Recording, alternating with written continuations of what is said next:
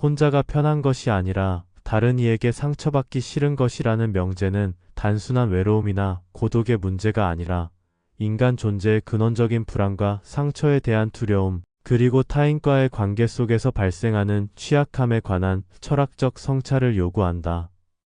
이 글에서는 인간이 왜 타인과의 관계에서 상처받는 것을 두려워하며 그 두려움이 어떻게 개인의 삶과 사회적 상호작용에 영향을 미치는지에 대해 고찰하고자 한다.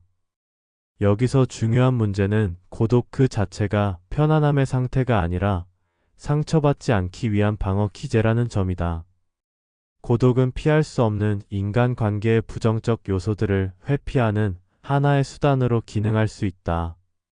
철학자 장 폴 사르트르의 실존주의적 관점에서 보면 인간은 자유로운 선택의 주체임에도 불구하고 타인의 시선에 의해 자신이 규정되는 타자의 존재로부터 도피하고자 하는 모순된 심리를 가지고 있다. 즉, 우리는 스스로를 자유롭게 구성하고자 하지만 동시에 타인에게 부정적인 평가를 받을까 두려워 고립을 선택할 때 그 자유를 스스로 제한하게 되는 것이다. 또한 프리드리히 니체가 말한 힘의 의지 개념을 빌리자면 인간은 타인과의 관계 속에서 자기 자신을 드러내고 동시에 타인의 영향력에 저항하려는 내적 투쟁을 벌인다. 이러한 투쟁 속에서 상처받는 것은 필연적이다. 타인의 인정과 비난은 우리의 내면에 깊은 상처를 남길 수 있으며 이는 우리로 하여금 자신을 보호하려는 경계심을 강화시키게 만든다. 이 과정에서 고독은 자신을 지키기 위한 자연스러운 방어 기제로 나타난다. 그러나 고독에 머무르는 상태는 결국 진정한 자기 실현과 성장을 저해할 위험을 내포하고 있다. 철학적으로 이 문제를 바라볼 때 인간은 근본적으로 불완전한 존재임을 인정해야 한다.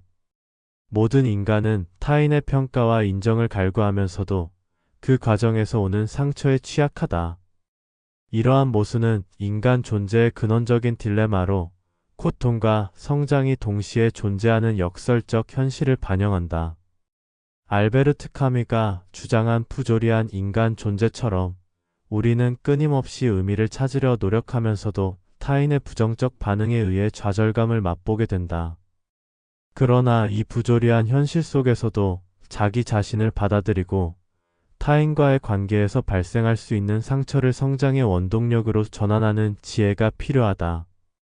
한편 사회적 맥락에서도 상처받지 않기 위한 고독은 현대인의 삶에 깊이 스며들어 있다.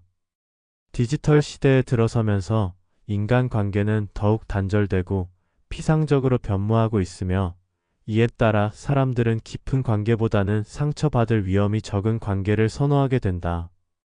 소셜미디어와 같은 플랫폼은 타인의 평가와 비교를 더욱 쉽게 만들어주지만 동시에 그 결과로 인한 심리적 상처는 개인에게 큰 부담으로 작용한다. 이러한 현상은 사회 전반에 걸쳐 집단적 고립감과 소외감을 증대시키며 결국 인간 존재의 근본적인 고독과 불안을 더욱 심화시키는 결과를 낳는다.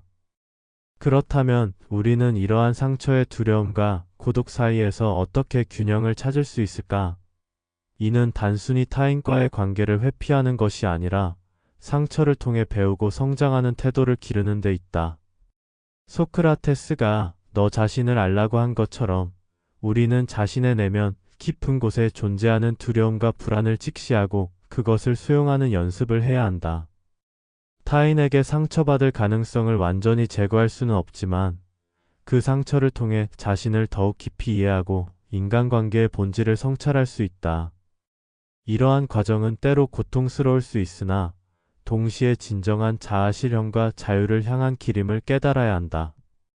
또한 윤리적 관점에서도 타인과의 관계에서 발생하는 상처를 최소화하기 위한 노력은 필수적이다. 공동체 내에서 서로를 존중하고 배려하는 문화가 자리 잡는다면 상호 간의 상처와 갈등은 자연스레 줄어들 것이다. 이는 단순히 개인의 문제를 넘어 사회 전체의 건강한 발전과도 연결된다.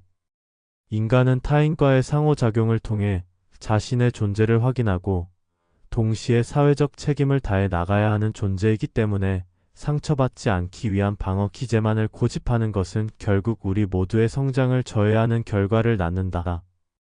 결국 혼자가 편한 것이 아니라 다른 이에게 상처받기 싫은 것이라는 명제는 우리에게 인간관계의 복잡성과 그 이면에 있는 내면의 불안, 그리고 성장의 기회를 동시에 내포하고 있음을 상기시킨다. 우리는 타인의 상처를 두려워하여 자신을 고립시키기보다는 상처를 통해 배우고 나아갈 용기를 가져야 한다.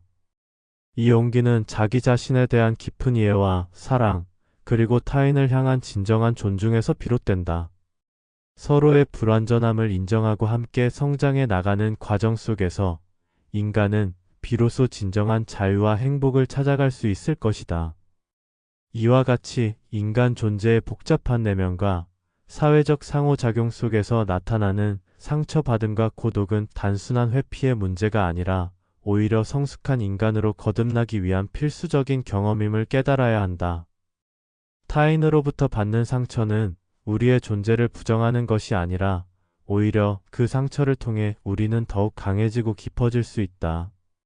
그렇게 할 때 비록 상처는 피할 수 없더라도 우리는 그로 인해 성장하며 더 넓은 세상과 깊은 관계를 맺을 수 있게 될 것이다. 이 글이 던지는 질문은 우리 모두에게 남는다.